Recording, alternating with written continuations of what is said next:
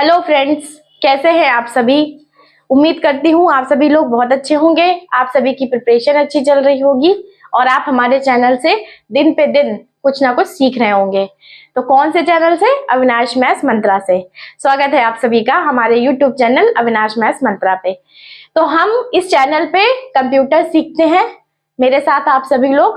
तो कंप्यूटर सीखो में मैंने लास्ट वीडियो आपको सिखाया था बूलियन अलजेब्रा पे। पहले मैंने लॉजिक गेट सिखाया आपको, फिर मैंने उसके बूलियन अलजेब्रा के कुछ रूल्स या लॉ समझ लीजिए वो शुरुआत की थी।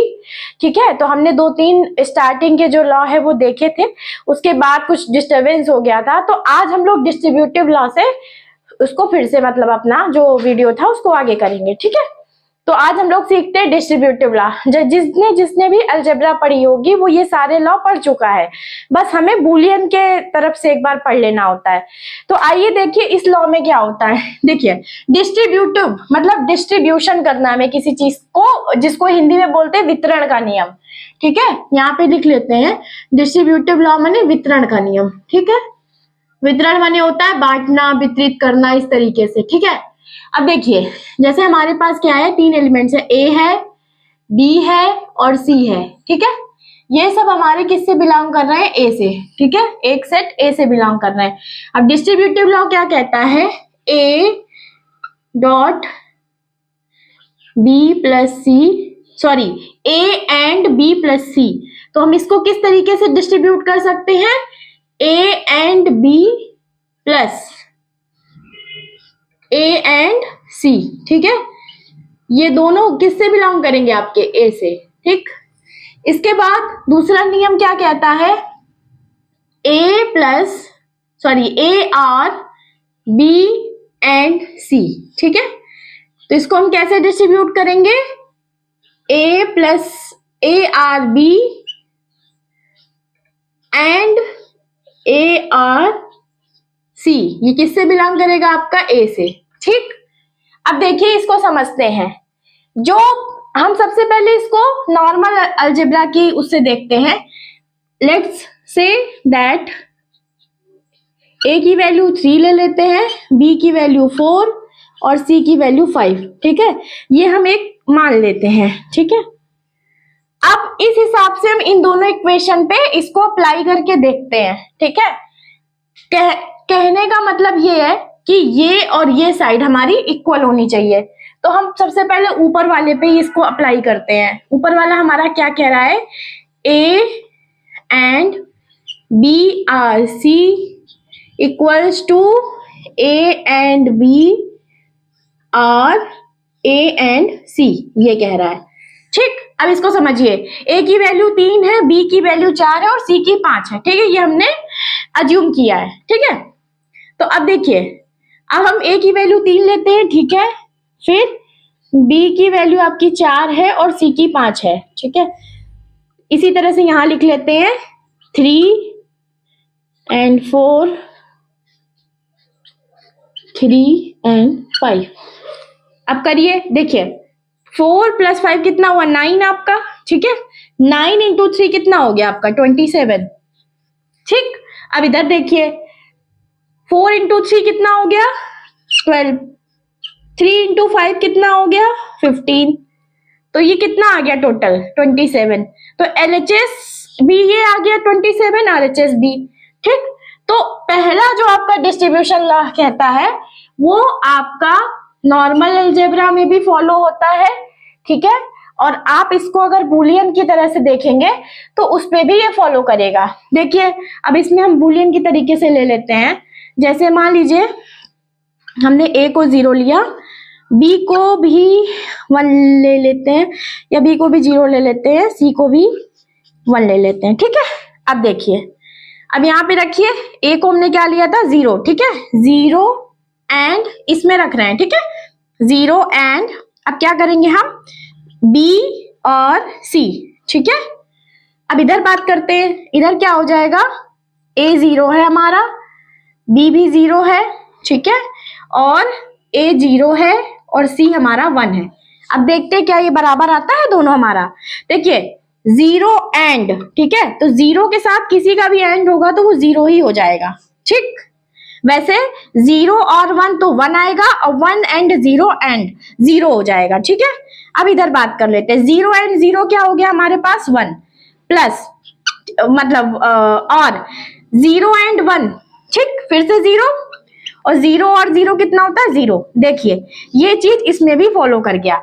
तो जो डिस्ट्रीब्यूशन लॉ है वो आपका नॉर्मल अलजेब्रा और बुलियन दोनों के हिसाब से सही चलता है। ठीक, पहला नियम। अब हम दूसरे वाले को अप्लाई करते हैं। ठीक है, अब हम बात करेंगे सेकंड वाले की।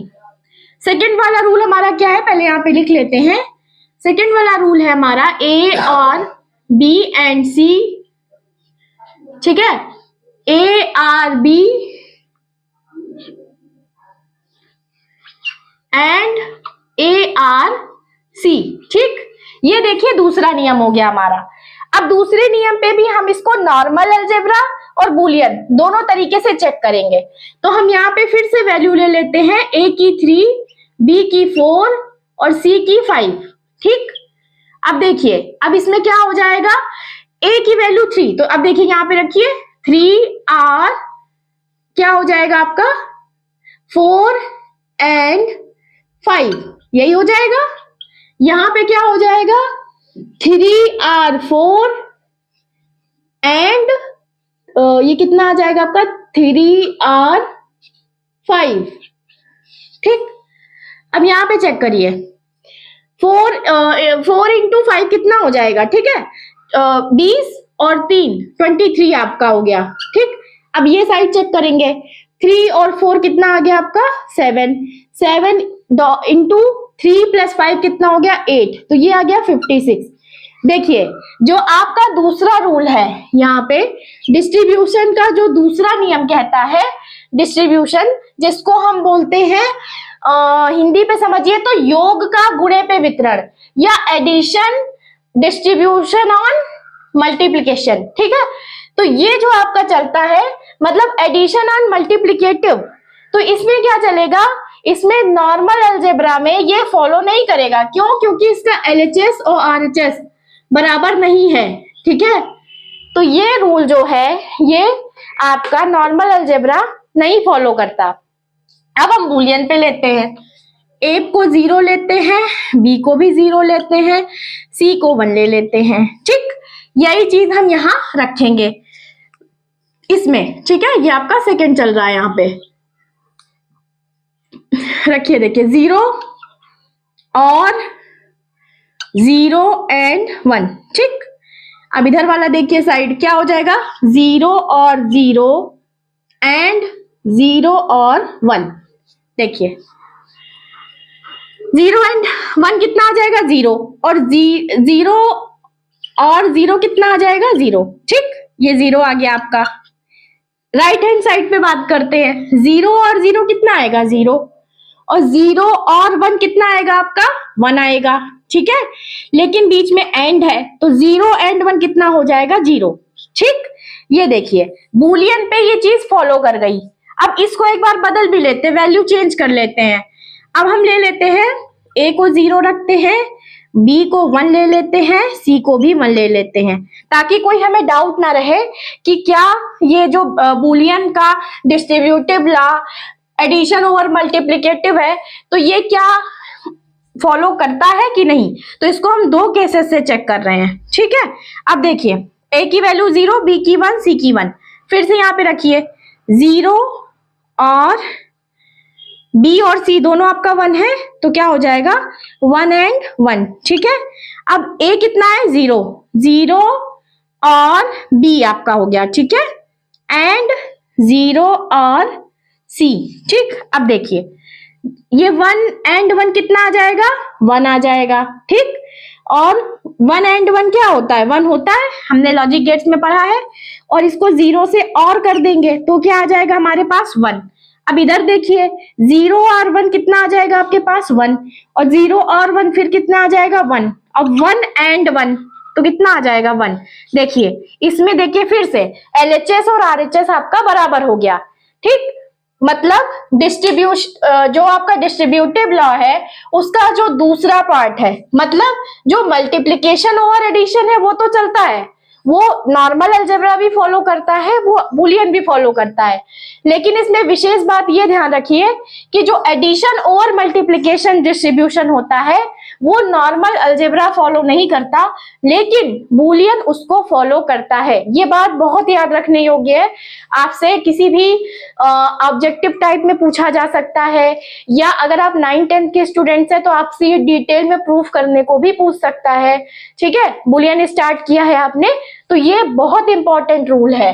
ये बात आपको बहुत ध्यान रखनी चाहिए, वेरी इंपॉर्टेंट, कि जो इसका एडिशन ओवर मल्टीप्लिकेशन डिस्ट्रीब्यूशन है, वो जो रूल है वो केवल और केवल बुलियन फॉलो करता है, नॉर्मल अलजेब्रा इसको फॉलो नहीं करता। ये बात हमेशा याद रखिए।